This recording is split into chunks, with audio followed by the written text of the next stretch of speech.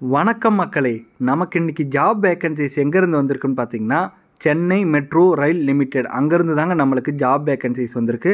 So இவங்க வந்து பார்த்திங்கன்னா சூப்பர்வைசர் இந்த பொசிஷனுக்கு தான் வந்து ரெக்வயர்மெண்ட் பண்ணுறாங்க. ஸோ இது வந்து பார்த்திங்கன்னா உங்களுக்கு 38 மாவட்டத்தை சேர்ந்த ஆண்கள் மற்றும் பெண்கள் இருபாலுமே வந்து அப்ளை பண்ணிக்கலாம். இதுக்கு நீங்கள் ஃப்ரெஷராக இருந்தாலே எலிஜிபிலிட்டி, எந்த விதமான எக்ஸ்பீரியன்ஸும் வேண்டாம் அப்படின்னு வந்து சொல்லியிருக்காங்க.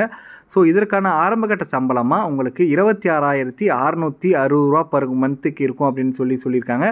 உங்களுக்கு இதுக்கு எந்த விதமான ரிட்டன் எக்ஸாமினேஷன் கிடையாது, டைரக்ட் இன்டர்வியூ மூலிமா வந்து கால்ஃபர் பண்ணுறாங்க அப்படின்னு வந்து சொல்லியிருக்காங்க. ஸோ வாங்க இதை பற்றி கம்ப்ளீட் டீட்டெயில்ஸ் பார்க்க போகலாம். அதுக்கு முன்னாடி நம்ம சேனலை நீங்கள் இன்னும் சப்ஸ்கிரைப் பண்ணலன்னா சப்ஸ்கிரைப் பண்ணிங்க. அப்போ தான் நம்ம போகிற வீடியோஸ் உடனுக்குடன் உங்களுக்கு ரீச் ஆகும்.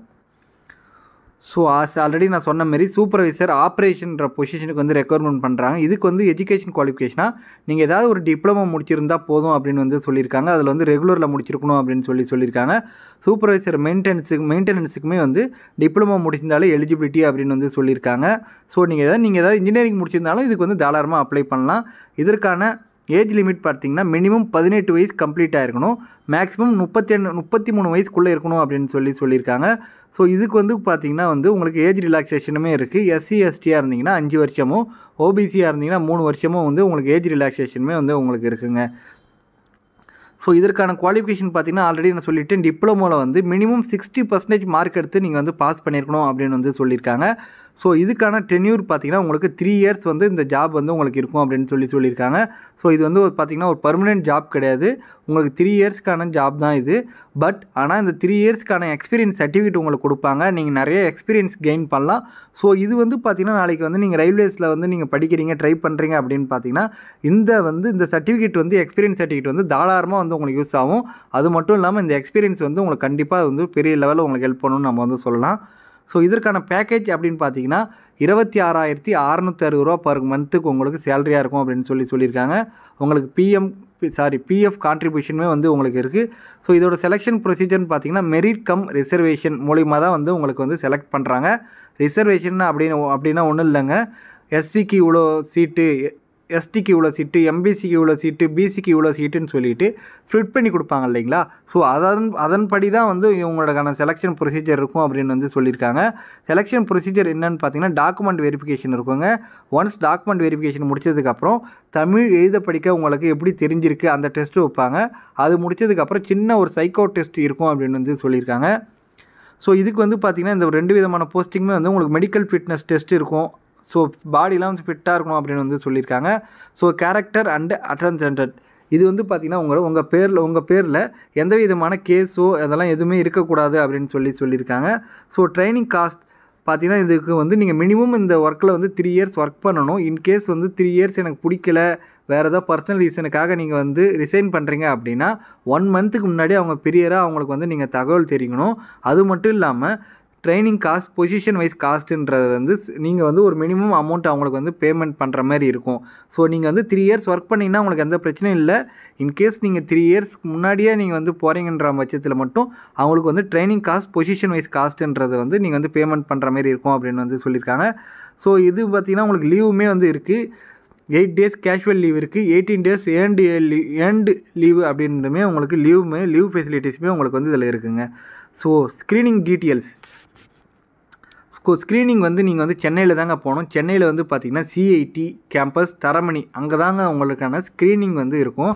ஸோ அதை பற்றி டீட்டெயில்ஸ் பார்க்கலாம். சூப்பர்வைசர் ஆப்ரேஷனுக்கு நீங்கள் வந்து அப்ளை பண்ணுறீங்க அப்படின்னு பார்த்தீங்கன்னா diploma in electrical or mechanical ஸ்ட்ரீமில் நீங்கள் படிச்சிருந்தீங்கன்னா உங்களுக்கு ஜூலை 2 காலைல 8:30 மணிக்கு நீங்கள் அங்கே வந்து தரமணியில் இருக்கணும் அப்படின்னு சொல்லியிருக்காங்க.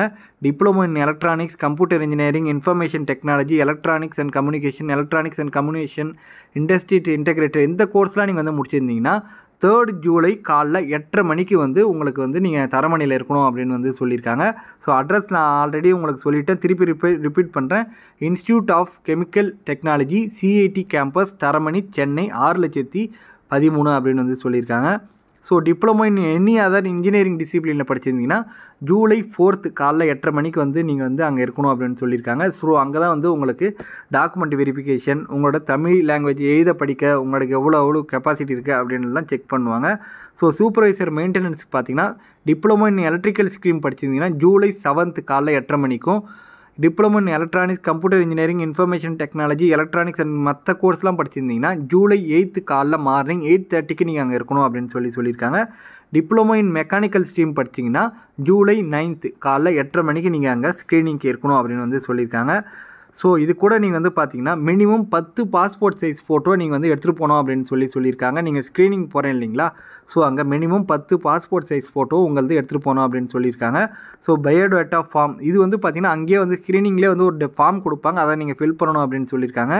உங்கள் டேட் ஆஃப் பர்த்துக்கு ப்ரூஃபாக உங்களுடைய 10th டிசிஓ இல்லைனா 12th டிசிஓ எடுத்துகிட்டு வரணும் அப்படின்னு சொல்லியிருக்காங்க. உங்களோட கேஸ்ட் சர்டிஃபிகேட், கம்யூனிட்டி சர்டிஃபிகேட் கவர்மெண்ட்லேருந்து கொடுத்துருப்பாங்க இல்லைங்களா, ஸோ அந்த கவர்மெண்ட்லேருந்து கொடுத்துருக்க கேஸ்ட் சர்டிஃபிகேட் நீங்கள் எடுத்துகிட்டு வரணும் அப்படின்னு சொல்லியிருக்காங்க. கடைசியாக உங்களோட ID proof, Aadhaar card, PAN card, passport, driving licence, election photo, ID card ஏதாவது ஒன்று நீங்கள் ஐடி ப்ரூஃபாக கூட கொண்டு போகணும் அப்படின்னு சொல்லியிருக்காங்க. ஸோ மறக்காமல் இதெல்லாம் நீங்கள் எடுத்துகிட்டு போயிடுங்க. உங்கள் passport size photo 10, biodata form அங்கேயே கொடுப்பாங்க. ஸோ நீங்கள் ஒரி பண்ணி தேவையில்ல. உங்களோட டேட் ஆஃப் பர்த் ப்ரூஃபுக்காக உங்களோட 10th certificate or 12th certificate எடுத்துகிட்டு போகணும்.